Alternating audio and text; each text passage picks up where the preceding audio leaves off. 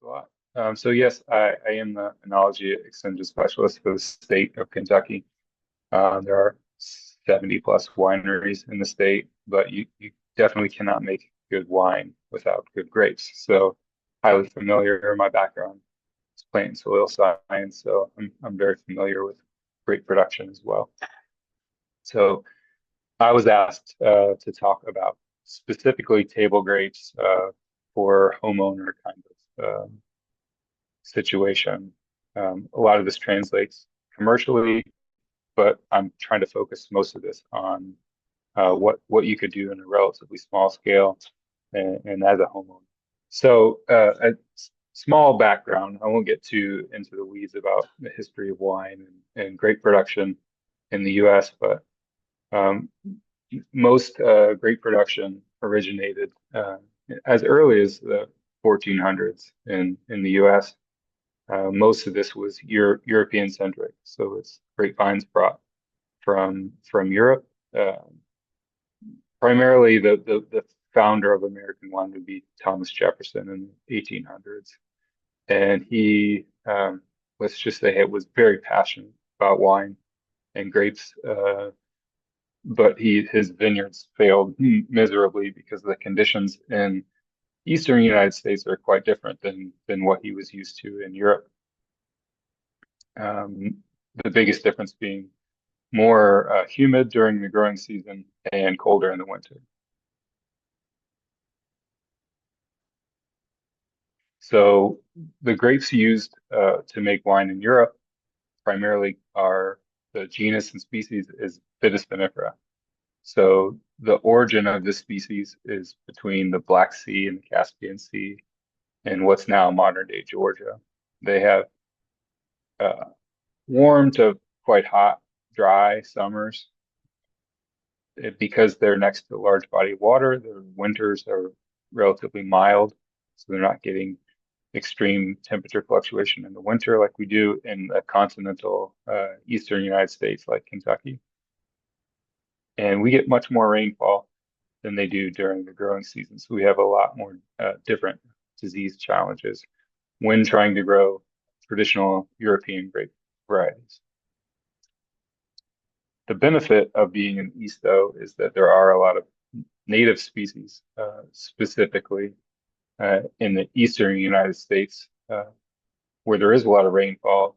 Grapevines or Vitis in general does like rain, um, allows for vegetative growth, nutrition. So the vines themselves like them.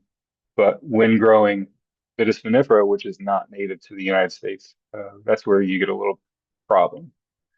Um, Historically, or in the context of the eastern United States, we're using hybrids of American species with Vitis vinifera because Vitis vinifera is the known commercial entity. It produces grapes that socially and commercially people are used to purchasing. So flavor profile and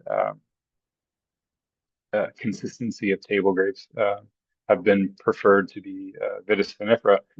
That being said, we've made some really good wines and table grapes from hybrids of Vitis vinifera and our native species to the U.S. So it, rainfall aside, uh, the main limitation to growing Vitis vinifera is cold injury in the winter. So um, a dead vine doesn't make any grapes, but we can work on the disease control component of whether you want to grow certain varieties. But we have to have vines that can maintain uh, live through low winter temperatures. So in Kentucky, we get warm spells in January and February, followed by extreme cold. And this is what's causing the majority of winter injury. So we need vines that can sustain low winter temperatures. So before planting any scale of vines, you might want to check to see your county and how suitable it is for certain grape varieties. There's a publication put out a decade ago or so that shows these kind of basic regions. And then within each region, you want to just make sure that at your location, you're not going to change where you live, but just make sure that you're planting on high relative elevation. So plant on the highest spot on your farm versus the lower lying areas where you might have more chance for frost in the both in the spring and the fall. Okay, so there are a lot of nurseries and suppliers of grapevines that will talk about cold hardiness. And what they usually mean is cold winter hardiness. So just because the vine is cold, winter hardy, so it can make it through the winter, doesn't mean you won't have any injury to cold, because spring frost uh, and fall frost are not necessarily directly related to how cold hardy a plant is. Um, a lot of really cold hardy varieties actually push their buds early in the season. They're adapted to really northern latitudes. And so a lot of cold hardy varieties have early bud break, which make them more likely to sustain spring frost. So make sure you're checking to see what the date of bud break is and how cold hardy it is for midwinter cold hardiness. And we'll talk about that here in a second. Okay, so after you've selected a vine that's cold hardy enough and you selected your site to where you're going to avoid spring frost as much as possible, you need to look at disease resistance. And there is a publication out, and we won't go into great detail about disease control and methods, but just know that on a small scale, using a backpack sprayer is more cumbersome. I mean, if you don't have very many vines, it doesn't take that long, but it's still more cumbersome than a spray rig in a commercial setting, covered cab, and a lot more protection. A lot of these pesticides are not something that you want to necessarily get on you. The picture showing Sean Lynch, the vineyard manager here at UK, he's just spraying water.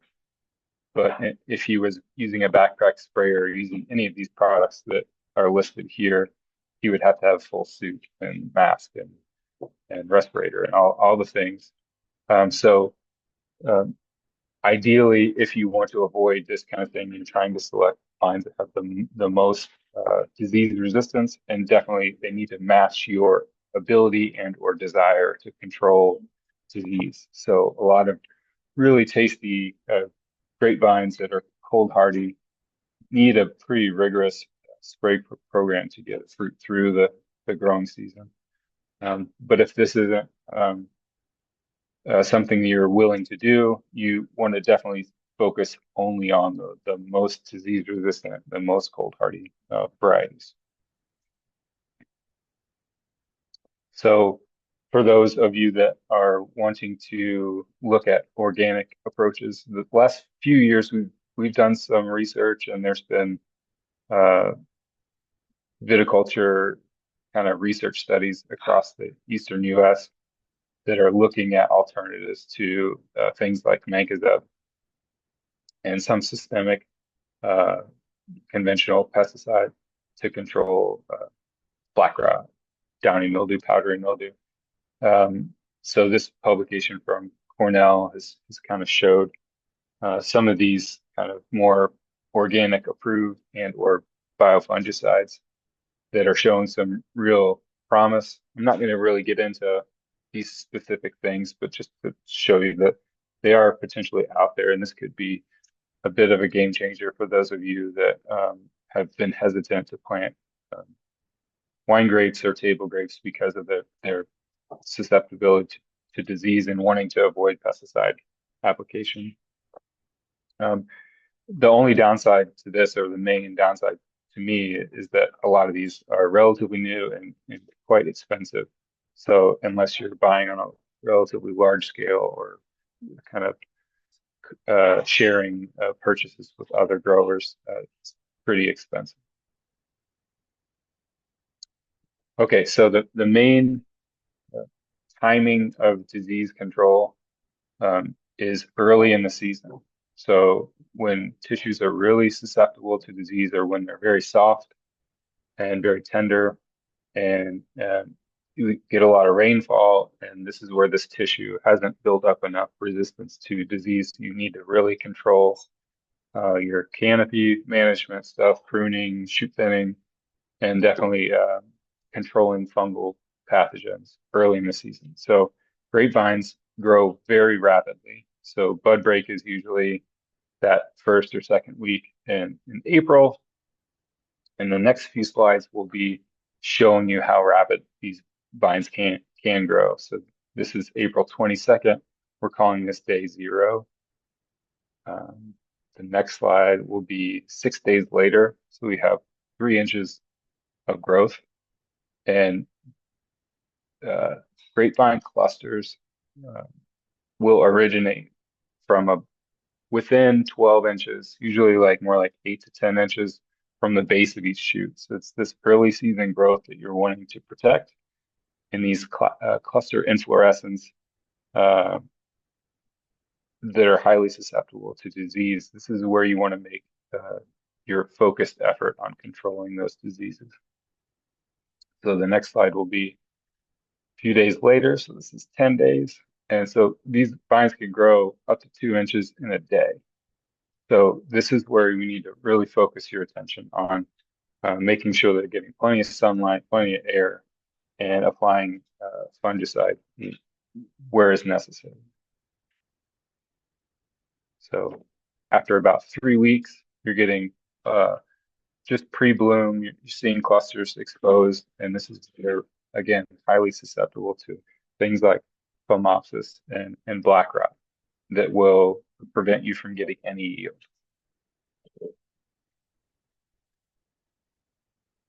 Okay, so enough about cold hardiness and diseases. Let's talk about grapevines, cultivars that you can use for table grape juice or wine in a backyard situation. So we've done a lot of testing of varieties over the last several years, and we've kind of tested some things that I think that we can talk about.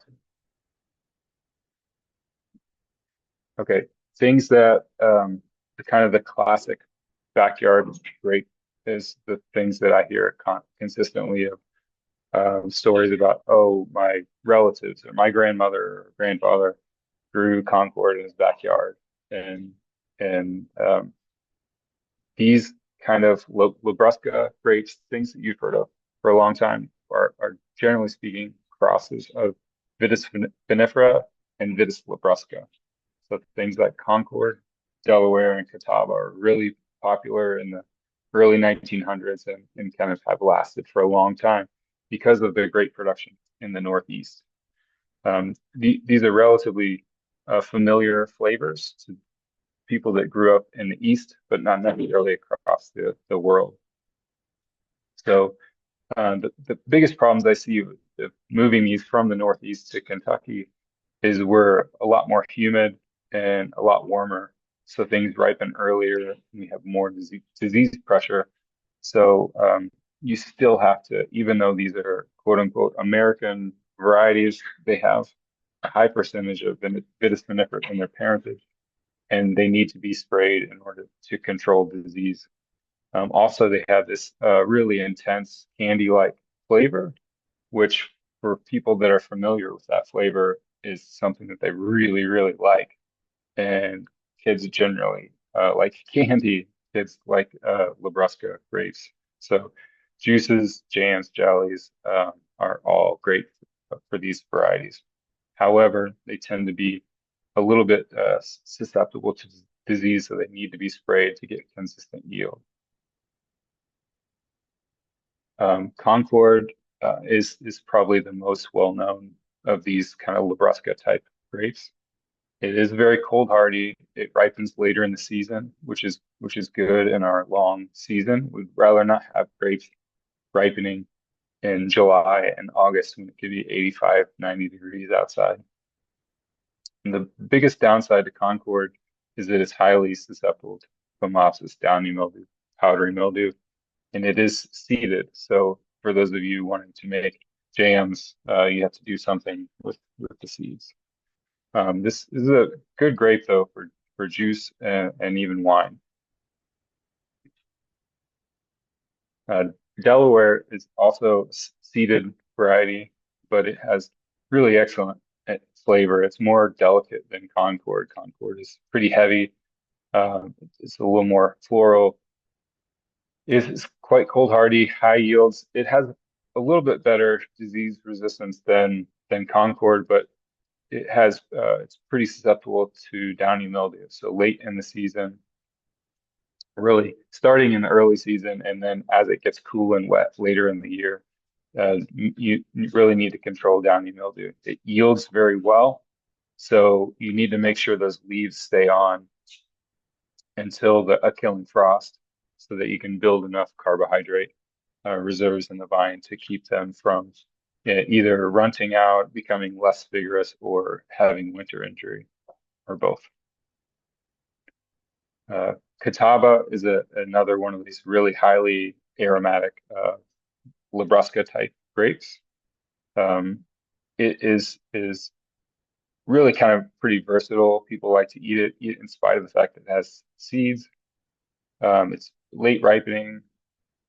It actually makes really good sparkling wine, uh, good juice, good jelly. But it again is susceptible to these like early season diseases like black rot, phomopsis, and then late season downy mildew, middle of the year powdery mildew. So you do have to control fungal pressure. Okay, in the East, some more modern varieties have been developed by University of Minnesota, Cornell, and University of Arkansas.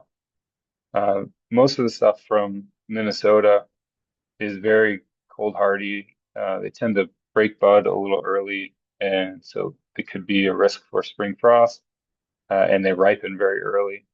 Most of the table grapes have been bred for early ripening to get fruit to the market quickly. But a lot of the breeding and the production of these or development of these cultivars happen in a cooler, shorter growing season than us.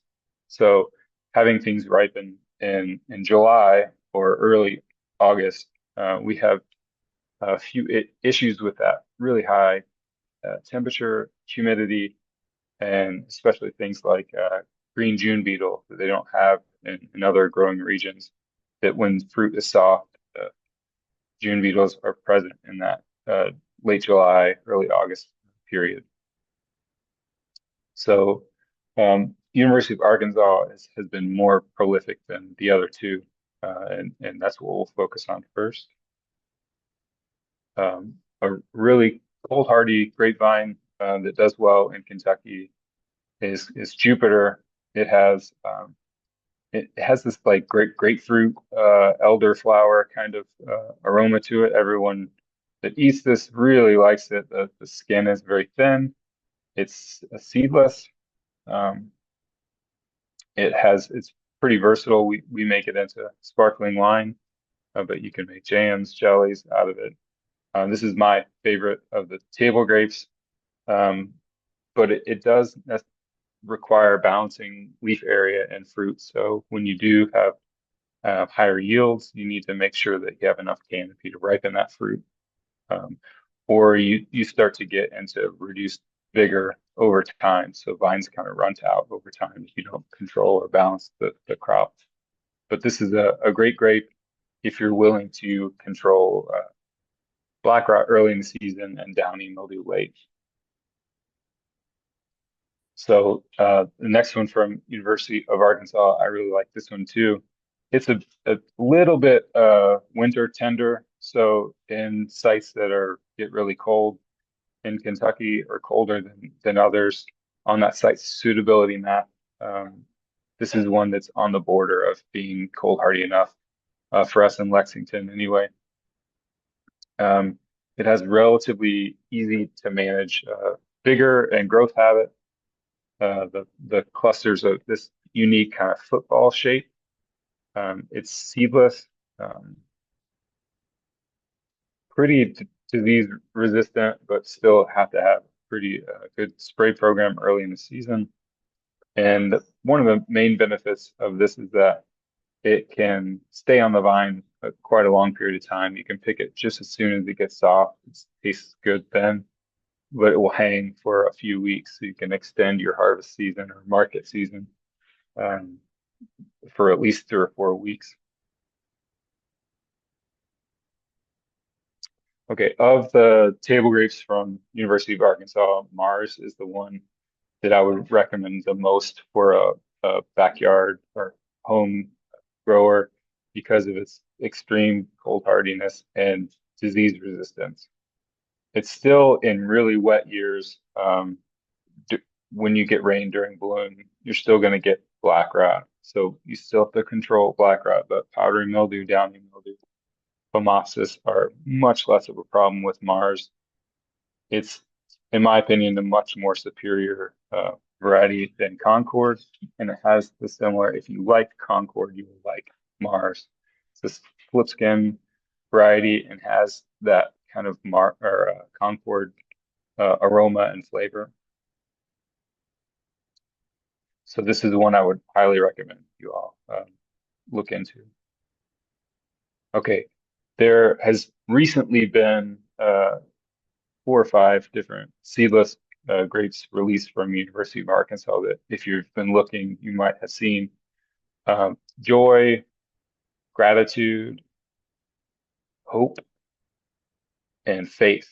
Are all similarly named. They came out about the same time from the Arkansas breeding program. And for us in Lexington, they're not cold hardy enough. Or we grew them.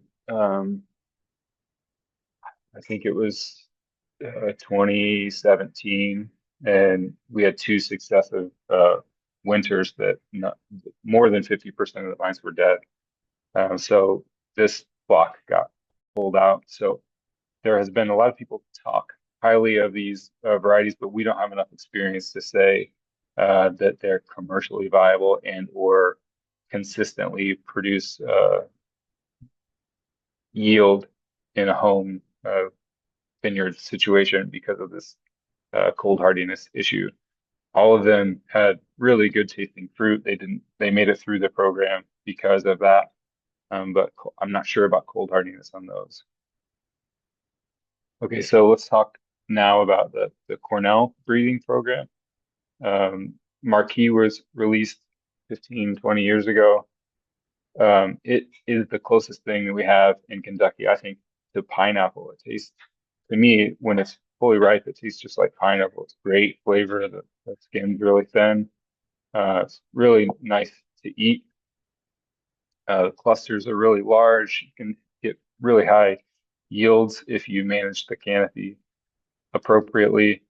But again, this is one that's like, it has really good flavor because it has quite a bit of vinifera in its background. So disease resistance is not one of its strong suits, especially downy mildew. You need to really control that and black rot early in the season.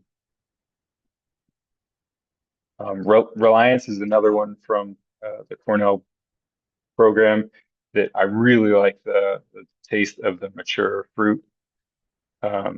Relatively small berries. As they ripen, they start to get almost a red pink color. It yields very well. Clusters are large, sets fruit pretty easily. It's moderately disease resistant.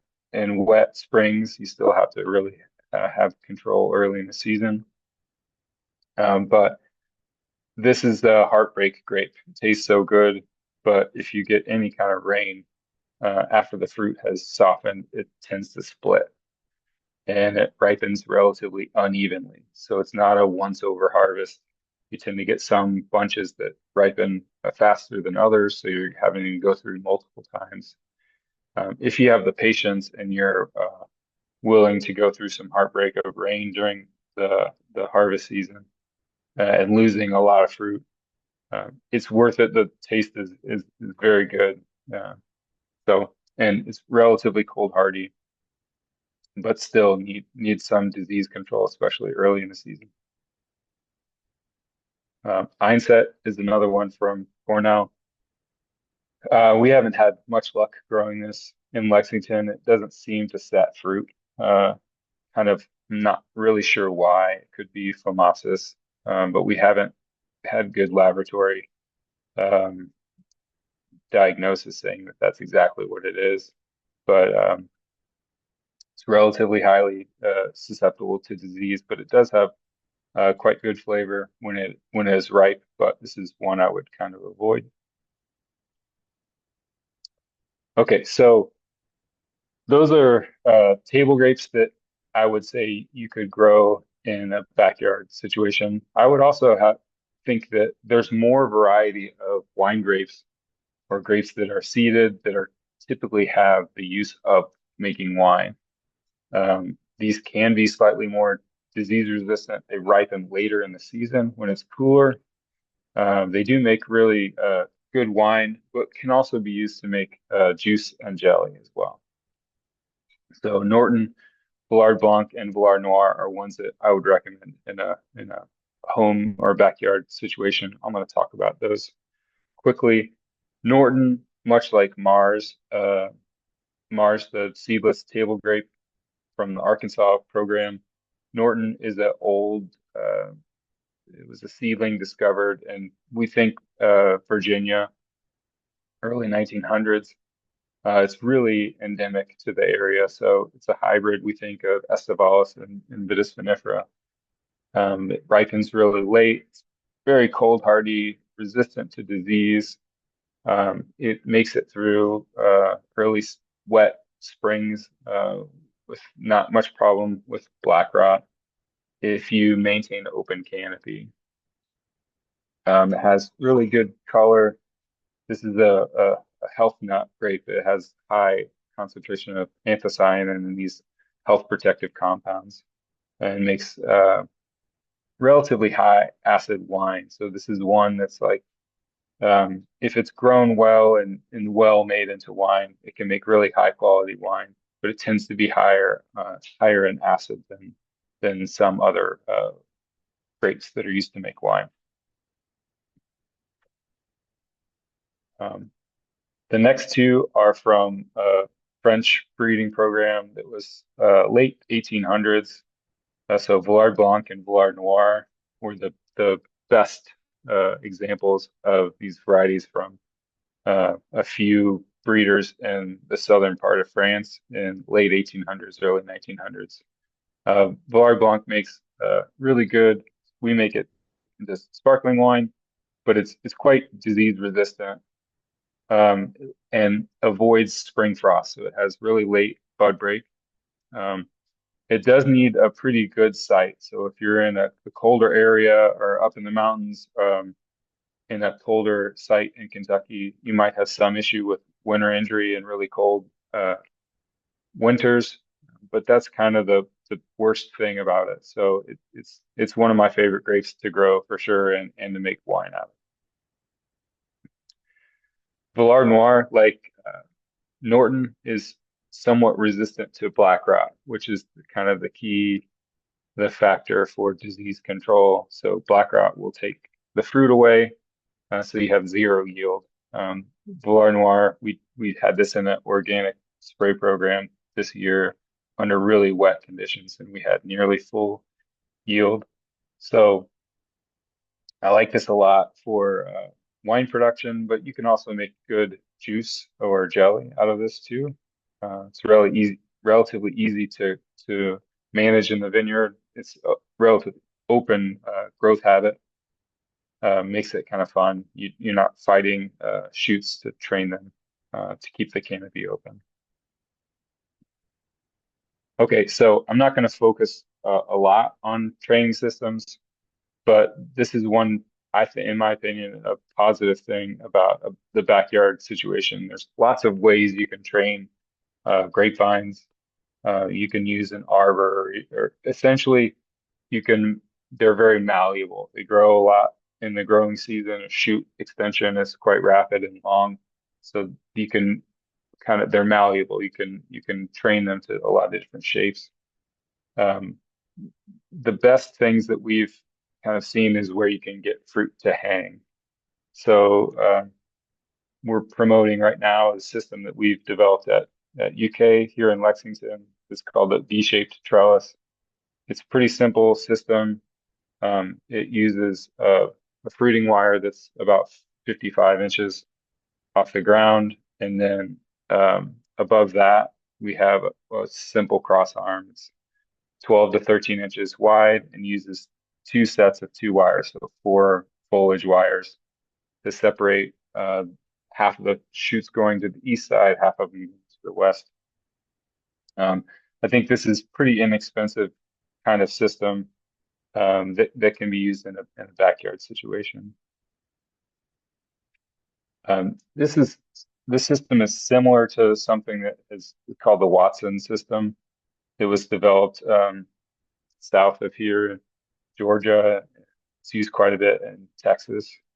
But you can look up this publication from University of Georgia called the Watson Training System.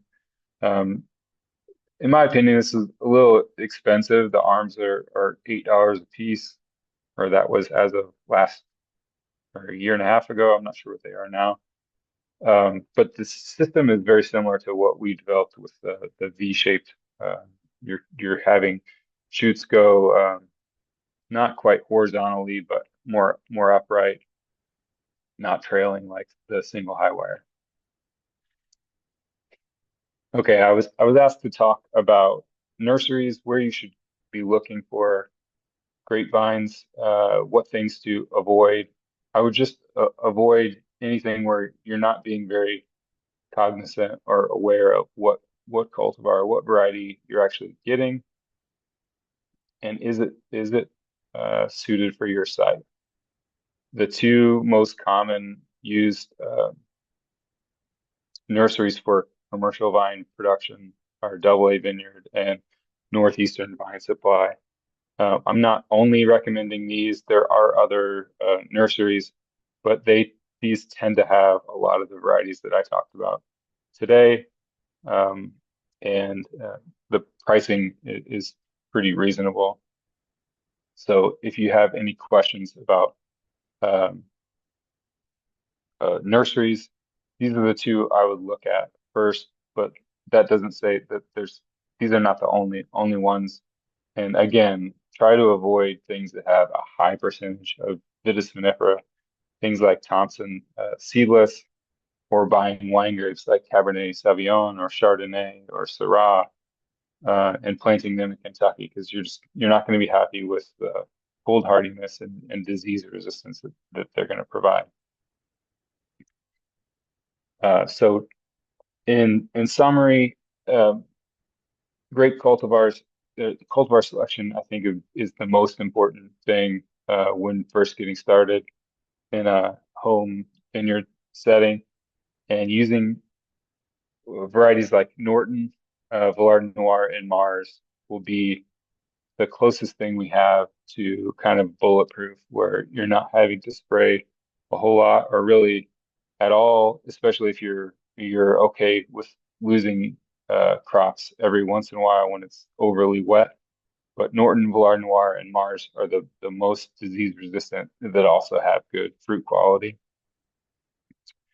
Things that I think you could take some risk on if you're willing to control disease would be things like Jupiter from Arkansas, Marquis from Cornell, and Delaware and Catawba to me are superior to Concord, uh, personally in flavor, and they're a little bit,